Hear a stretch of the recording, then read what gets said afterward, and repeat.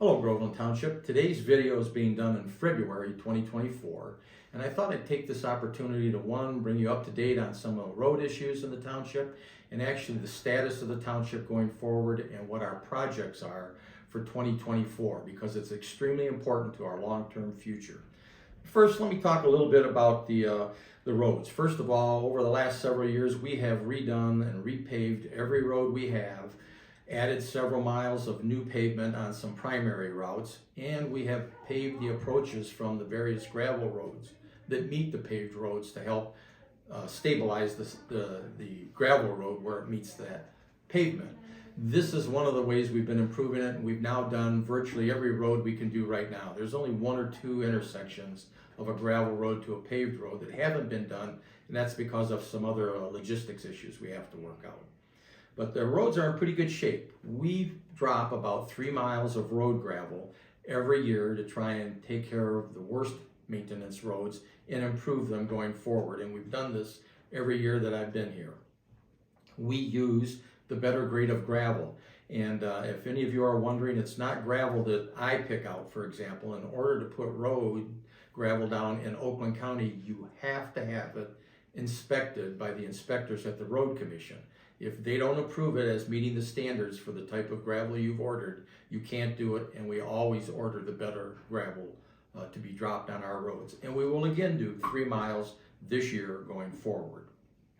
Now, there's some other projects that you probably remember. In the past, we had a problem over at the intersection of Oakwood and M15, and it took a few years to get all the piece parts in, but we not only added a turn lane in front of Beekys to turn onto Oakwood, we ended up adding the light at Oakwood and M15. And then lastly, a couple of years ago, we ended up extending the turn lane from Oakwood onto northbound M15 so that the traffic could move much better, and it's actually helped that intersection quite a bit. Now, going forward, when we look at some of the other things that are going on, we have had discussions with the MDOT people at looking at the Grange Hall I-75 viaduct area. For those of you who don't know, historically, that viaduct at Grange Hall on 101 is the worst accident place in the entire township. It has more accidents and violations there than any place else. And it's partly because as you drive up the viaduct, the crest of it makes it difficult to see the other side, or people may be coming out on the ramps there. In an effort to improve that intersection, MDOT is currently doing a study to see if they can put 2 roundabouts in, similar to a method that they used farther up north at another place, and it greatly improved the traffic flow, and it helps the movement of cars in and out of not only our property but down Grange Hall Road and over the viaduct. These types of fixes usually take 5 to 7 years till they're ready to start doing the work, but it's in study right now, and we're pretty optimistic that it's actually going to go through.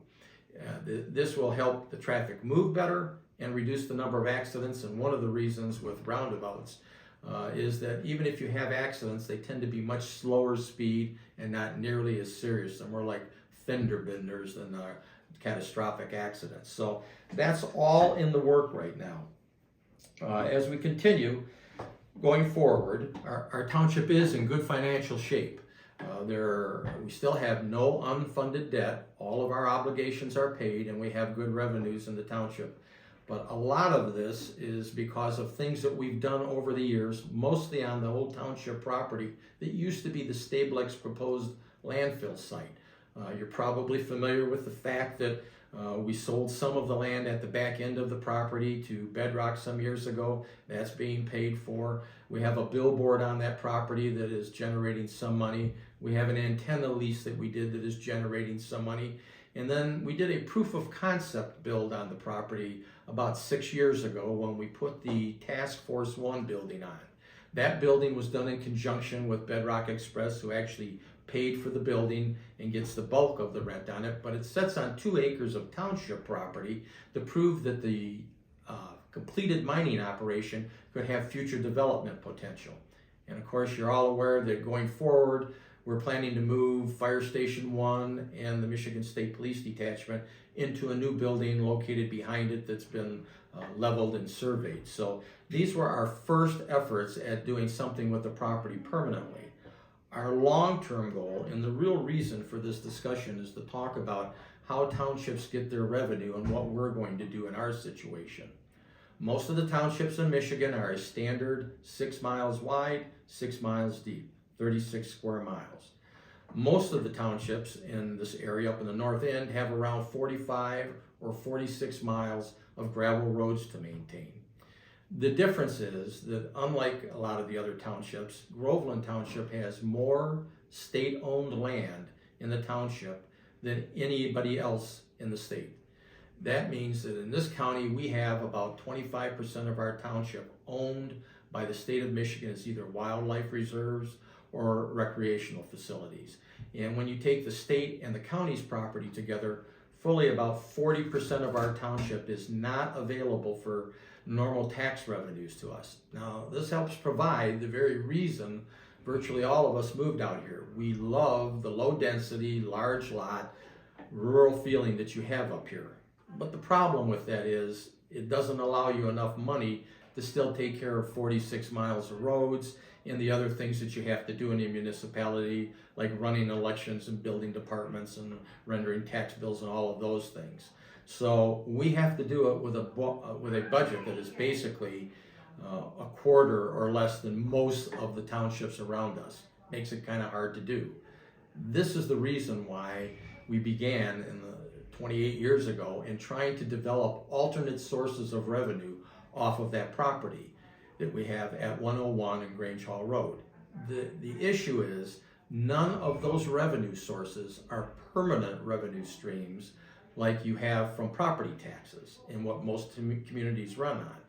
Any planner that is worth their salt will tell you that a community, to be viable, has to have some business district. And so for us, the chore is how do we maintain our rural, large lot, low density quality of life that we all moved out here for, which we're all committed to, and how do we get some business district where it has the least negative impact and can provide the revenue streams we need. That is why we're taking the gravel pit that's mined out now at Grange Hall and I-75 and going to develop it into a tech park. That is going to be our business district so that we can meet the needs of this township for decades into the future without the need for having a bunch of rate increases or tax increases and to try and do it from a tax base. But it takes time to put it together. The Mavis building and the new fire station are just proof of concept that we can do it on the property. The goal is to take the whole parcel and turn it into about 180 acres of tech park. This will generate several $100 million worth of investment in the township and give us the tax base we need to be able to cover our expenses as the revenues start to dry up that are on there.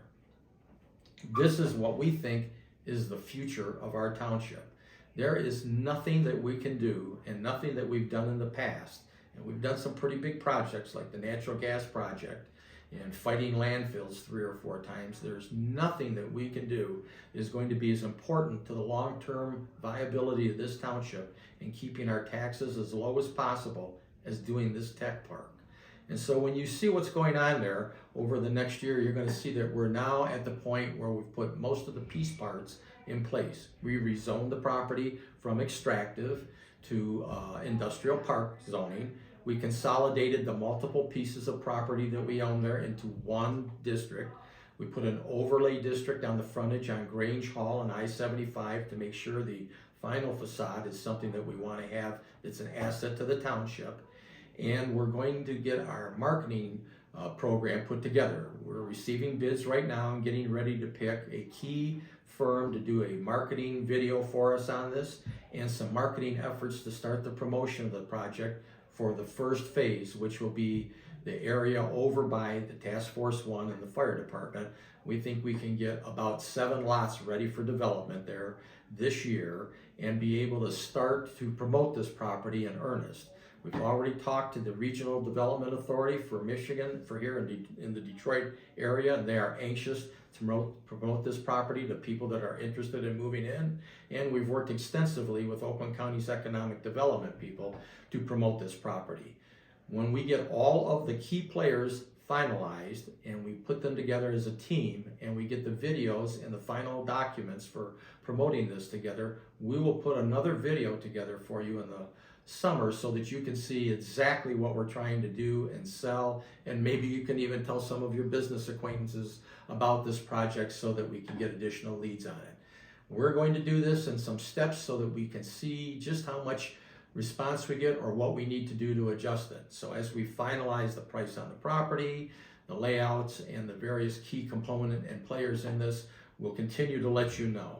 So until the next video, Groveland, have a great day, be safe. The winter's not quite over yet. We'll make another video coming up soon that will explain to you how taxes are done and how little of the tax dollars actually stay here and where the tax increases over the last several years have been generated because it's not been the township doing it. And then we're going to give you the video that shows you the final product for the marketing pitch on the property and what we're going to do with it going forward. That will be the bulk of the activity that I'll be involved in this year, is developing and promoting that property moving forward. So I hope you all have a great day and stay tuned. There'll be more videos to come. Thank you.